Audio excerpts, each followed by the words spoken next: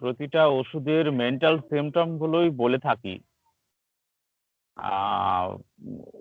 দৈহিক লক্ষণগুলোর কথা বলি না, কেননা তার মানে এই নয় যে দৈহিক লক্ষণগুলো আমাদের প্রয়োজন নেই। ব্যাপারটা এরকম নয়। বিষয়টা হচ্ছে দৈহিক লক্ষণগুলো মেটেরিয়া মেডিকায় যেমন আছে তেমন, তার কোনো ব্যতিক্রম নেই। দৈহিক লক্ষণগুলো মেটেরিয়া মেডিকাতে যেমন রয়েছে তেমন, ওর কোনো ব্যতিক্রম নেই। এই জন্য আমি ফিজিক্যাল সিমটম গুলো বলি না। প্রচুর মেটেরিয়া মেডিকা রয়েছে, সেইখান থেকে ফিজিক্যাল সিমটম গুলো নিয়ে নিতে পারবেন। এই জন্য ওইগুলো বলে আমি আর সময় নষ্ট করতে চাই না, বেশি সময় লাগাতে চাই না। তার মানে এই নয় যে ফিজিক্যাল সিমটম গুলো লাগবে না, ফিজিক্যাল সিমটম গুলোও অবশ্যই লাগবে। তবে একটা জিনিস আপনারা লক্ষ্য করতে পারবেন, যেটা আমি বহু ক্ষেত্রে, বহু মানে কি আপনার 95% পেশেন্টের ক্ষেত্রে যেটা আমি লক্ষ্য করে দেখছি, সেটা হলো ক্রনিক ডিজিজে দৈহিক সিমটম গুলোর কোনো সমন্বয় থাকে না। এটা আমি 95% প্রায় পেশেন্টের ক্ষেত্রে প্রমাণিত দেখতে পাচ্ছি। ক্রনিক ডিজিজের ক্ষেত্রে, ক্রনিক ডিজিজের ট্রিটমেন্টের ক্ষেত্রে ফিজিক্যাল সিমটম গুলোর মধ্যে কোনো সমন্বয় থাকে না। অ্যাকুট ডিজিজের ক্ষেত্রে ফিজিক্যাল সিমটম গুলোর সমন্বয় থাকে প্রকট, প্রকট সমন্বয় থাকে। যার জন্য অ্যাকুট পেশেন্টের ক্ষেত্রে আমরা খুব দ্রুত একটা মেডিসিন সিলেকশন করতে সক্ষম হই, যেহেতু সেখানে প্রচুর পর্যাপ্ত সিমটম প্রকট থাকে তার জন্য। কিন্তু ফিজিক্যাল সিমটম গুলো অস্পষ্ট থাকে ক্রনিক ডিজিজের বেলায়। সেখানে মেন্টাল সিমটম গুলো সব থেকে বেশি প্রকট থাকে। আর ফিজিক্যাল সিমটম গুলো তাহলে কি হয়, রুগীরা তো আমাদের কাছে রোগের রোগ ভোগের সমস্যা নিয়ে আসে। ফিজিক্যাল সিমটমের মধ্যে যেগুলো প্রকট থাকে সেগুলো হচ্ছে রোগের লক্ষণ, রোগের জ্বালাতন, রোগের যন্ত্রণা। রোগের যন্ত্রণাটা প্রকট থাকে, কিন্তু মেডিসিনের যে গতি প্রকৃতি বা বৈশিষ্ট্যপূর্ণ সিমটম সমূহ বর্তমান থাকে না, অস্পষ্ট থাকে অধিকাংশ ক্ষেত্রে। ফলে মেন্টাল সিমটম গুলো প্রকট থাকে, যার জন্য আমাদের মেন্টাল সিমটম গুলো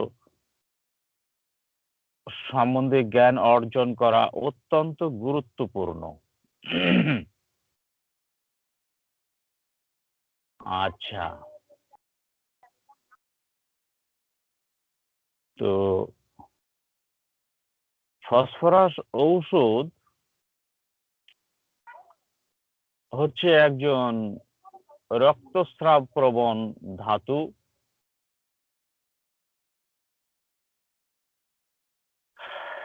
রক্তস্রাব প্রবণ ধাতু, সেই সঙ্গে সর্দি ঠান্ডা লাগার প্রবণতা এবং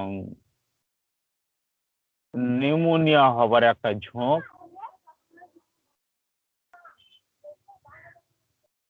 উদরময়ের ঝোঁক, উদরময়ের প্রবণতা, এইগুলি ফসফরাস রোগীদের মধ্যে খুব বেশি দেখতে পাওয়া যায়।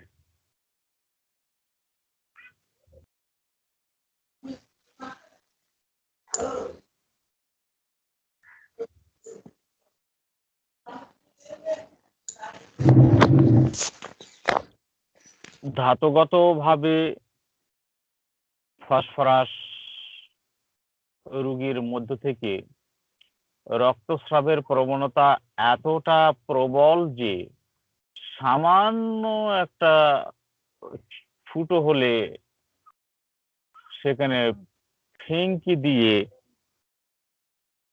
প্রচুর পরিমাণে রক্তস্রাব হয়।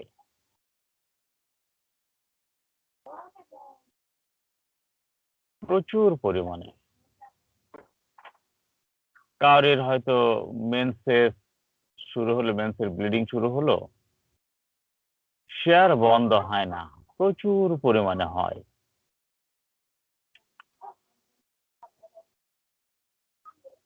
এপিস্টেসিস, প্রচুর পরিমাণে নাক থেকে রক্তস্রাব। তার নিউমোনিয়াতে অথবা ব্রঙ্কাইটিসে অথবা বুকে সর্দির জমে গেলে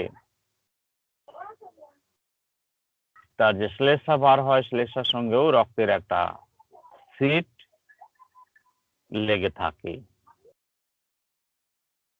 রক্তের সিট লেগে থাকে, মানে রক্তের দাগ আর কি, রক্তের দাগ লেগে থাকে। এইগুলো মানেই যে ফসফরাস হবে তা কিন্তু নয়। সঙ্গে সঙ্গে ফসফরাসের পরিচালক সিমটম গুলো থাকতে হবে। পিপাসা,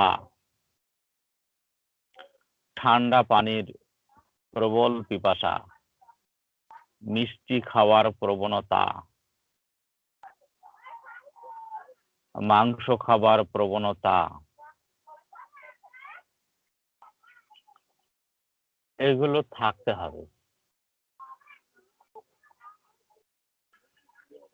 কিন্তু অনেক ক্ষেত্রে দেখেছি, বহু ক্ষেত্রে প্রমাণিত, বারবার প্রমাণিত, অব্যর্থভাবে দেখেছি অ্যাকুইট কেসে, যেখানে ব্রঙ্কাইটিসে নাকে সর্দি শুরু হলো, সেই সর্দি 1-2 দিন পরে আস্তে আস্তে নিচে নেমে বুকে বসলো, বুকে বসে তার শ্বাসকষ্ট এবং কাশি শুরু হলো। এই শ্বাসকষ্ট আর কাশি শুরু হওয়ার সঙ্গে সঙ্গে বুকে ব্যথা, বুকে প্রবল ব্যথা,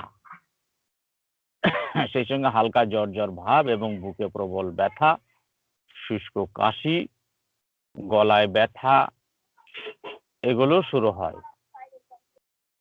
এই জায়গাটাতে ফসফরাস দুর্দান্ত কাজ করে যদি ক্যালিকার্প আর ব্রায়োনিয়া সিমটম না থাকে।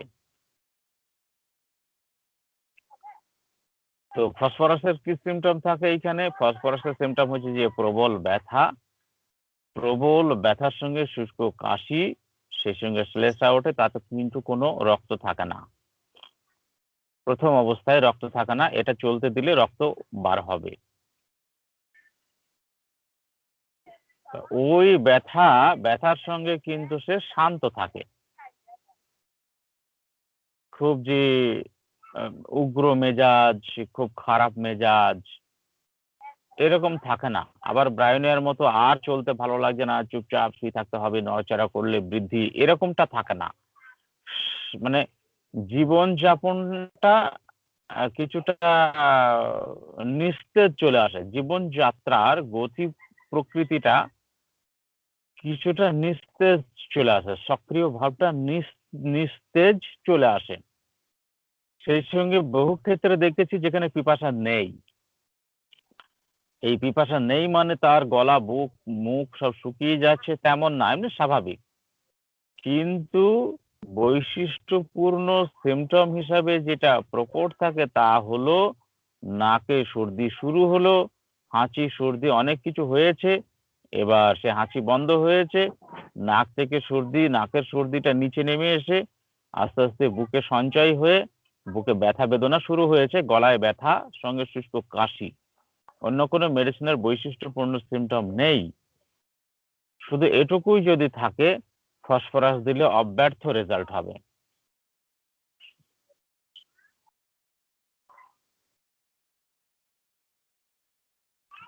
ফসফরাস দিলে অব্যর্থ রেজাল্ট হবে। এটা হচ্ছে ফসফরাসের সূচনা, ফসফরাসের নিউমোনিয়ার সূচনা। একে প্রুভিং হতে দিলে আস্তে আস্তে শুষ্ক কাশি চলে আসবে, আরো নিস্তেজ ভাব চলে আসবে, জ্বর জ্বর ভাব চলে আসবে, ঘুষঘুষি জ্বর, আরো শুষ্কতা প্রাপ্ত হবে এবং কাশির সঙ্গে যে সেলেসে উঠবে তার সাথে রক্তের দাগ লেগে থাকবে। আরো চলতে দিলে এরকম হবে। এখানে ফসফরাস দুর্দান্ত রেজাল্ট হয়। দেখেন এখানে পিপাসা বেশিরভাগ ক্ষেত্রে দেখি না।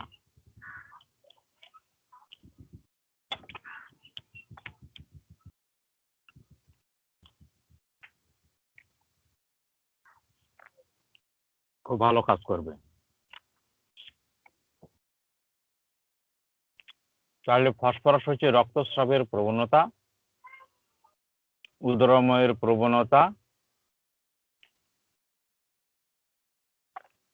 আর বুকে সর্দি বসার প্রবণতা বা নিউমোনিয়ার প্রবণতা, এইগুলো হচ্ছে ওর প্রবণতা, প্রবল ভাবে থাকে। ফিজিক্যাল সিমটমের মধ্যে এগুলো খুব দেখা যায়। আর একটা এর প্রকট সিমটম যেটা হচ্ছে তার স্বাস্থ্য গঠন, লম্বা, চুলগুলো রেশমের মতো, খুব সুন্দর দৃষ্টি নন্দিত চেহারা, চোখগুলো টানা টানা পটল চেরা,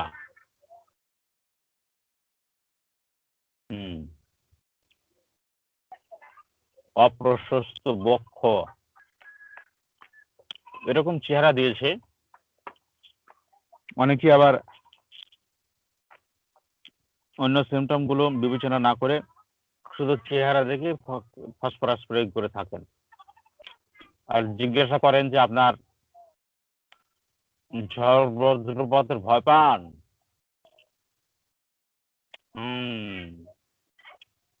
ঝড় বজ্রপাতের ভয় পায়। এই যে লম্বা চেহারা, বক্ষ, সরু বক্ষ, চেহারায় দেখা যাচ্ছে জ্ঞান বুদ্ধি অনেক বেশি, এর মেডিসিন ফসফরাস। কিন্তু আমি এর বিরোধিতা করি। আমি এগুলো বলতে দেখেছি, প্রেসক্রিপশন করার সময় এগুলো বলতে দেখেছি, নির্ভরশীল হতে দেখেছি। ব্যক্তিগতভাবে আমি এর বিরোধিতা করি।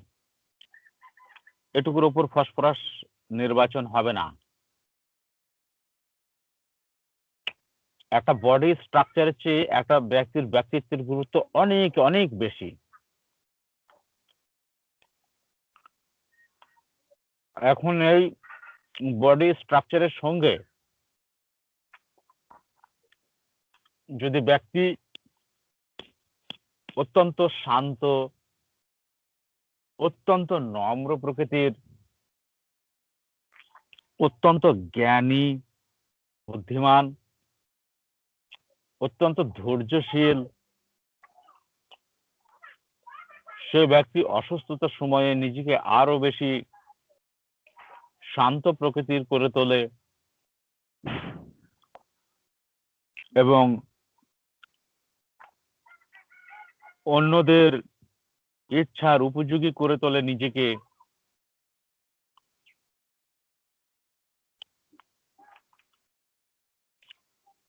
তবেই সেই ব্যক্তি ফসফরাস হবে।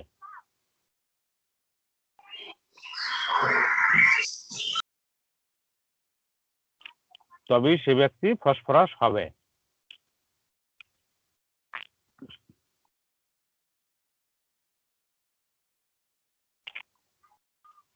চেহারা ফসফরাসের মতো, আর ব্যবহারটা তার ফসফরাসের বিপরীত, উগ্র, রাগী, খিটখিটে, ক্রোধী, বেপরোয়া, এরকম যদি হয় আর তার বজ্রপাতের ভয় থাকে আর চেহারা ফসফরাসের মতো, অমনি দিয়ে দিল ফসফরাস, এরা হচ্ছে দিন কানা। রাত কানা নাই, দিন কানা।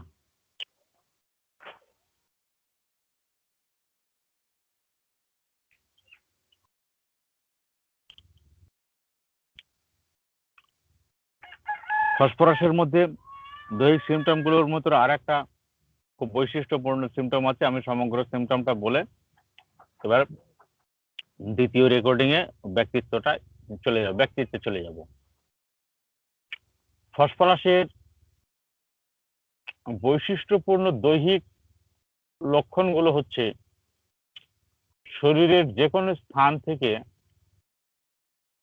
অতি তীব্র মাত্রায় জ্বালার অনুভূতি,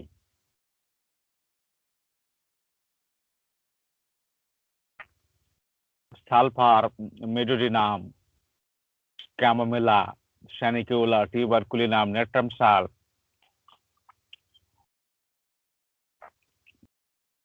স্যাঙ্গুনেরিয়া, নিম, নিম থেকে যে ওষুধটা তৈরি হয় সেই ওষুধে প্রচুর জ্বালা রয়েছে। হাতে পায়ের তলায় ল্যাকেসিস, প্রচুর জ্বালা, তেমনি ফসফরাসও ওর মধ্যে রয়েছে। তার সারা শরীরে সালফারের ন্যায় জ্বালা, শরীরের যে কোনো জায়গাতে সালফারের ন্যায় জ্বালা হতে পারে, বিশেষ করে দুটো স্ক্যাপুলার মাঝখানে ওইখানে জ্বালার অনুভূতি। এখানে জ্বালার অনুভূতিটা কি জন্য হয়? তার পেটে পাকস্থলীতে প্রচন্ড জ্বালা করে, অ্যাসিডিটি হয়। অ্যাসিডিটি হয়ে সেই অ্যাসিডিটিটা ঊর্ধ্ব গতিতে চাপ প্রদান করে, ফলে দুই স্ক্যাপুলার মাঝখানে ওইখানে জ্বালা অনুভব হয়। এটা একমাত্র ফসফরাস। যখন ওই জ্বালার কথা বলে খুব বেশি বিরক্ত করে, অথচ আর অন্য কোনো সিমটম ততটা প্রকট নেই, ব্যক্তি হিসাবে সে ফসফরাস নয়, তখনও যদি ফসফরাস প্রয়োগ করা যায় ওই জ্বালাটা চলে যাবে, কিন্তু রুগীটা সারবে না। রুগীকে সারার জন্য রুগীর ওষুধ দিতে হবে। তাহলে শরীরের যে কোনো স্থানে অতি তীব্র মাত্রার জ্বালার অনুভূতি, যে কোনো রোগের কারণে অসুস্থতার সহিত অবসন্নতা, এটা একটা খুব গুরুত্বপূর্ণ জায়গা। গতি প্রকৃতি এটা, যে কোনো রোগের সাথে অসুস্থতার সহিত অবসন্নতা, মানে দৈহিকভাবে দুর্বল, অবসন্নতা, দুর্বলতা, কম্পন, তাকে কতটা দুর্বল হচ্ছে দেখেন, অ্যাসিড ফস, জেলসিমিয়াম এদের মতো।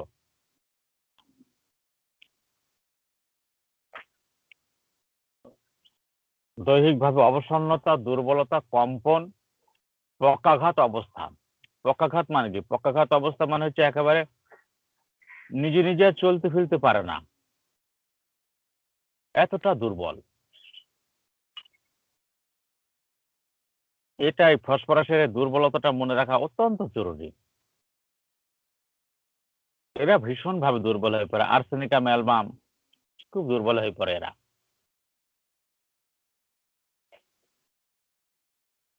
মিউরিক acid, picric acid, acid phos, gelsemium, helleborus না হেলোনিয়াস,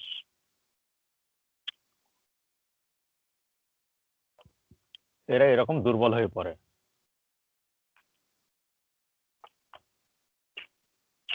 অস্থিরতা, উৎকণ্ঠা এগুলোও থাকে। অস্থিরতা এবং উৎকণ্ঠা,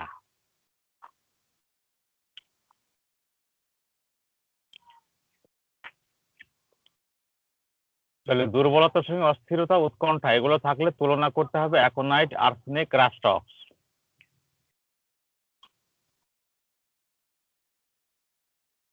প্রথম অবস্থায় একটি চরিত্রগত বিশেষ লক্ষণের মধ্য দিয়ে রোগী চলতে থাকে, সেটা হচ্ছে রোগী ক্রমাগত চলে বেড়ায়, এক মুহূর্তও স্থির হয়ে বসে বা দাঁড়িয়ে থাকতে পারে না।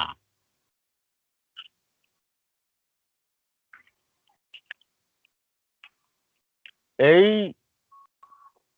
জায়গাটা লক্ষ্য করেছেন ডাক্তার ন্যাশ। ডাক্তার ন্যাশ লক্ষ্য করেছেন রোগীর যখন রোগ অবস্থা প্রাপ্ত হয়, মানে অ্যাকুট অবস্থা থাকে, সেই সময়ে ফসফরাস রোগী খুব অস্থির থাকে, অস্থিরতার সঙ্গে উৎকণ্ঠা। তাহলে অস্থিরতার সঙ্গে উৎকণ্ঠা থাকে, অ্যাকোনাইট আর্সেনিক রাস্টক সঙ্গে ফসফরাসও যুক্ত হলো, অথচ আমরা ওই তিনটেকে ট্রায়ও বলেছি ক্লাসিক্যালে। অ্যাকোনাইট আর্সেনিক রাস্টক একে ধরেছি, কিন্তু ফসফরাসও ওদের মতো উৎকণ্ঠা এবং অস্থির থাকে। তাহলে প্রথম অবস্থায় একটি চরিত্রগতভাবে বিশেষ লক্ষণের মধ্য দিয়ে রোগী চলতে থাকে, সেটা হচ্ছে রোগী ক্রমাগত চলে বেড়ায়, এক মুহূর্ত স্থির হয়ে বসে বা দাঁড়িয়ে থাকতে পারে না। আর কি রক্তস্রাবের প্রবণতা, অতি সামান্য ক্ষত থেকে অধিক পরিমাণে রক্তপাত হয়। রক্তহীনতার জনিত শোথ এবং ফ্যাকাশে মোম বর্ণের চেহারা, সমগ্র মুখমণ্ডলে ফোলা ফোলা ভাব, রোগী একলা থাকতে ভয় পায়, সর্বদাই সঙ্গে চাই। খুব গুরুত্বপূর্ণ জিনিস এগুলো। রোগী একা থাকতে ভয় পায়, সর্বদাই সঙ্গে চায়। অন্ধকারে ভয় পায়, ঝড় বজ্রপাতের ভয় পায়। আর নিদ্রার পরে শান্তি পায়। এই নিদ্রার পরে শান্তি পাওয়া ফসফরাসের যে কত বড় লক্ষণ, বিশাল বড় সিমটম। নিদ্রার পরে শান্তি পায়, একটু শান্তি পায় নিদ্রার পরে, যতটুকু নিদ্রাই যাক না কেন তাতেই ওর পরম শান্তি প্রাপ্ত করে। তাহলে অসুস্থতার সময়ে কি হয়, এইটাকে খেয়াল রাখবেন। একা থাকতে ভয় পায়, তখন সে সঙ্গী চাই। আর অন্ধকারে ভয় পায় বলতে শুধু কি আলো না থাকলেই কি ভয়, ব্যাপারটা শুধু তাই নয়। আলো না থাকলে যেমন এক প্রকার ভয় পায়, ঠিক তেমনি অপরদিকে হচ্ছে যে তার কি সমস্যা হলো, তার ভিতরে কি সমস্যা হয়েছে সে বুঝতে পারছে না। অন্ধকার মানে কি? অন্ধকার মানে হলো ধোঁয়াশা, আবসা, অস্পষ্টতা। এগুলো হচ্ছে অন্ধকার, বা দেখতে না পাওয়া, এগুলো হচ্ছে অন্ধকার। এইরকম অবস্থাতে সে ভীষণ ভয় পায়। তার কি হলো, কি সমস্যা হয়েছে, একটা ছবি করা দরকার, একটা পরীক্ষা করার দরকার। ডাক্তার আপনি একটু ভালো করে দেখুন তো বুকটা পরীক্ষা করে। এইগুলো মানে হচ্ছে আলো। পরীক্ষা নিরীক্ষা করে যে ফলাফল পায় সেটাকে ওরা আলো মনে করে। আলো ওখানে মানে হালকা হয়ে যায়, অর্থাৎ ওর মধ্যে একটা চাপ থাকে। যদি রেজাল্ট পজিটিভ হয় তাহলে ওর চাপ কমে যায়। এই চাপ কমে কিভাবে? দুরকম ভাবে চাপ কমে ফসফরাসের। একটা হচ্ছে পরীক্ষা নিরীক্ষা করে পজিটিভ ফলাফল পেলে তখন চাপ কমে। আর একটা হচ্ছে আশ্বাস দিলে, আশ্বস্ত করলে, এমন কোনো পজিটিভ কথাবার্তা দিয়ে আশ্বস্ত করলে সে হালকা হয়। এই দুই ভাবে ওকে হালকা করা যায়, আর দুই ভাবেই ও হালকা হতে চায়। ফসফরাস পেশেন্ট সর্বদাই হালকা হতে চায়। ডাক্তারবাবু আমার কি হয়েছে, আমার কি হয়েছে বলুন তো। একটা ছবি করলে ভালো হয়, আপনি এই পরীক্ষা নিরীক্ষা দিয়ে একটু করান, আমি এটা করতে চাই। এটা যেমন একটা চাপ, চাপে থেকে সে হালকা হতে চায়, অর্থাৎ আলো পেতে চায়। যেহেতু অন্ধকারে ভয় পাচ্ছে, তা অন্ধকারে ভয় পাচ্ছে বলে যে অপোজিটটা হবে তা নয়। অনেকে আছে যে সে অন্ধকারে ভয় পায়, কিন্তু তার মানে এই নয় যে তার আলো চাই, এরকম নয়। কিন্তু এখানে অন্ধকারে ভয় পায়, কিন্তু অন্ধকারে ভয় পায় বলে সে আলো চায়, সর্বদাই সে আলো চায়। এই যে সঙ্গী চাই, সঙ্গী একা থাকতে ভয় পায়, সঙ্গী চাই, সঙ্গী পেলে সে মানসিক চাপ থেকে হালকা থাকে, এটাও হচ্ছে তার লাইট। ফসফরাসের অত্যন্ত গুরুত্বপূর্ণ সিমটম, অসুস্থ অবস্থায় সে সঙ্গী চায়, অন্ধকারে ভয় পায়, অর্থাৎ লাইট চাই, সঙ্গী চাই। তাহলে কি হলো? আলো চাই, অসুস্থ অবস্থায় আলো চাই, সঙ্গী চাই, নিদ্রা চাই। ফসফরাস অসুস্থ অবস্থায় আলো চাই, সঙ্গী চাই, নিদ্রা চাই। আলো পেলে শান্তি পাই, সঙ্গী পেলে শান্তি পাই, নিদ্রা হলে শান্তি পাই। এই হচ্ছে ফসফরাস। ঝড় বজ্রপাতের ভয় পায়। ফসফরাস ভীষণভাবে ঝড় বজ্রপাতের ভয় পায়। ঝড় বজ্রপাত এখানে কি কি? না, কালবৈশাখের ঝড় বৃষ্টি দেখেই শুধু ভয় পায়, আর কিছু নয়। আমরা আগে এটাকে জানতাম যে শুধু কালবৈশাখীর ঝড় বজ্রপাতে ভয় পায়। এই জন্য তাদেরকে জিজ্ঞাসা করতাম যে আকাশে মেঘ করলে, বজ্রপাত হলে, ঝড় উঠলে আপনার কেমন লাগে? ভয় পাই। ভয় লাগে না কার? এটা দেখে। যাদের শক্তপোক্ত বাড়ি ঘরদোর আছে, বাড়িতে থাকে, যারা কোনোদিন ঝড়ের সঙ্গে লড়াই করতে হয়নি যাদের, তারা ভয় পাবে না। যেহেতু তারা সেফটি জায়গাতে থাকে, নিরাপদ জায়গাতে থাকে, তাদের ভয় নেই।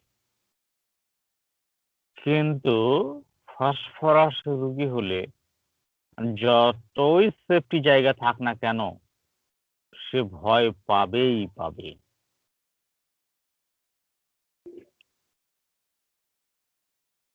এই জন্যে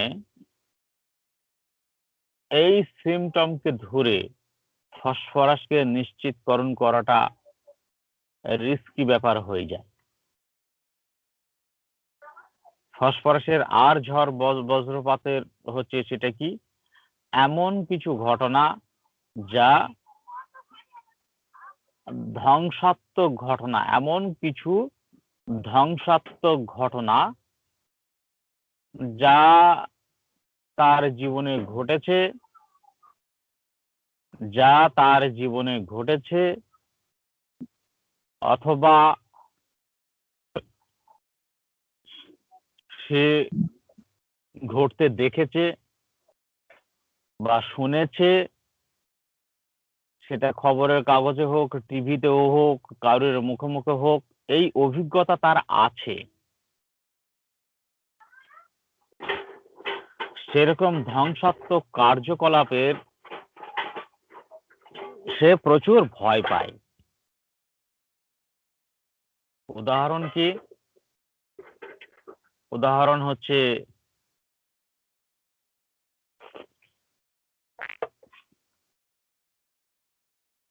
আপনার দুই ছেলে,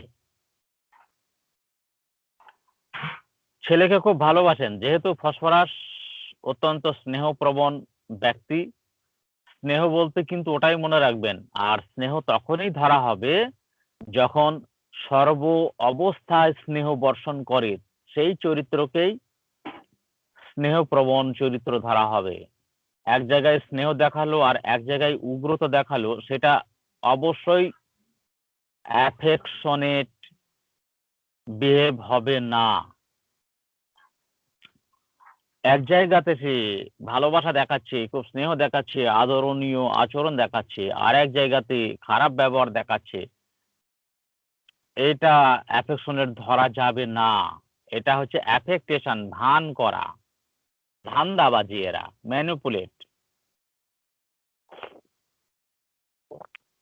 অ্যাফেকশনেট হচ্ছে একটা চরিত্র যা স্থায়ী ভাবে একটা চরিত্র, সব জায়গায় সবখানে সর্ব অবস্থায় সে এই অ্যাফেকশনেটটা তার মধ্যে থেকে ঝরে পড়বে। তো এরকম একজন অ্যাফেকশনেট ব্যক্তি তার ছেলে মেয়েকে সে প্রচন্ড ভালোবাসবে, এটা স্বাভাবিক। এবং তার মা বা বাবার আচরণে তার সন্তানরা অত্যন্ত খুশি থাকবে যে ভাগ্য করে এরকম পিতামাতা তারা পেয়েছিল। এত স্নেহপ্রবণ ব্যক্তি ফসফরাস। তো এইরকম একজন ব্যক্তি, তার ছেলের যখন বিয়ে হলো, বৌমা বাড়ি আসলো। বৌমা বাড়ি আসার পরে খুব খুশি, অত্যন্ত খুশি। বাড়িতে শান্তিপূর্ণ অবস্থা তৈরি করতে পেরেছে। কিন্তু কিছুদিন পরেই ঘটনাক্রমে কিছু একটা হলো, বৌমা এখন সংসারে আর একসঙ্গে থাকতে চাইছে না।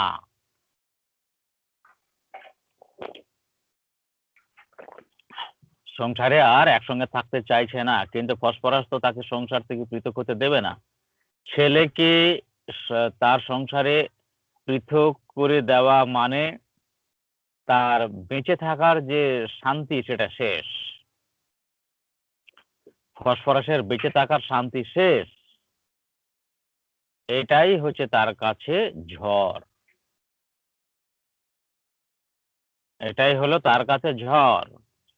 ঝড় কি হয়? প্রথমে আকাশে কালো মেঘ জমে। কালো মেঘ একটু একটু একটু একটু করে কালো মেঘ জমে, আর পরিবেশটা গরম হতে থাকে।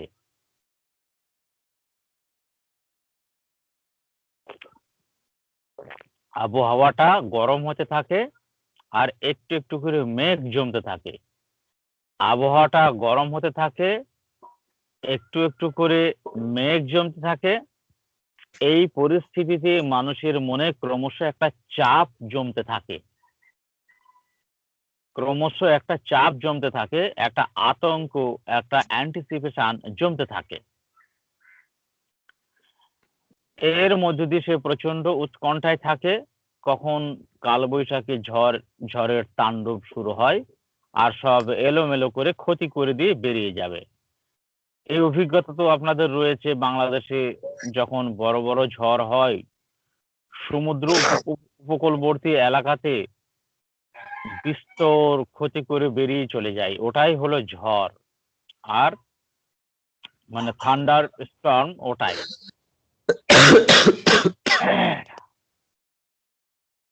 তো এইরকম ঘটনাটাকেও থান্ডার স্টর্ম বলা হচ্ছে। শুধু যে ঝড় কালবৈশাখী এসব ব্যাপারটা নয়। এবার তার ভয়টা কিরকম আসছে, ধরুন এরকম ঘটনাটা ঘটলো, এটা তার জীবনের প্রত্যক্ষ অভিজ্ঞতা। এখন কারোর ছেলে মেয়ের যখন বিয়ের উপযুক্ত হয় বা বিয়ের কথা তোলে অথবা বিয়ের কোনো অনুষ্ঠান দেখতে পায়, তখনই ওর ভেতরটা ভেঙে চুরমার হয়ে যায়। এই বুঝি ওরা ধ্বংসের মুখে পড়ে গেল। ওই পরিবারটা এক্ষুনি ধ্বংসের মুখে পড়তে চলেছে। আমার ছেলের বিয়ে হওয়ার পরে যেমন বৌমা আমার ছেলেকে নিয়ে নিয়েছে, আমার সংসারটা ঝড়ে ভেঙে তছনছ করে দিয়েছে, ওই ছেলেটার ক্ষেত্রেও তাই হবে। অতএব এখন ঝড়ের আবহাওয়া তৈরি হচ্ছে। কদিন পরেই ঝড়ের তাণ্ডব শুরু হবে, আর সব লণ্ডভণ্ড করে চলে যাবে। ও এই রকম পরিস্থিতিকে দেখে ভয় পায়। এগুলো আমরা গল্পের মধ্যে শুনবো। গল্পের মধ্যে শোনার পরে এই জায়গাটাকে আমরা কি ধরবো? তখন এই জায়গাটাকে আমাদের fair thunder storm. Fair thunder storm বলতে কি বোঝায়, ব্যাখ্যাটা এর সঙ্গে সঙ্গে করে দিলাম, বুঝলেন হয়তো। আচ্ছা, মিউট করলে ভালো হয়।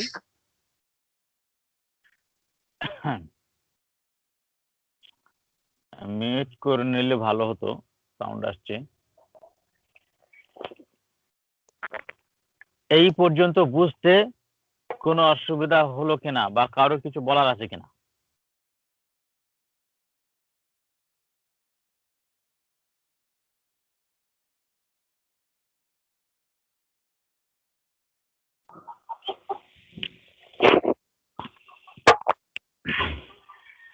ওই ফোনটা দাও তো একটু।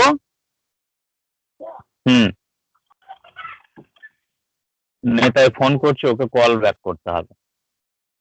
আচ্ছা, তাহলে এই পর্যন্ত বুঝতে কোনো সমস্যা?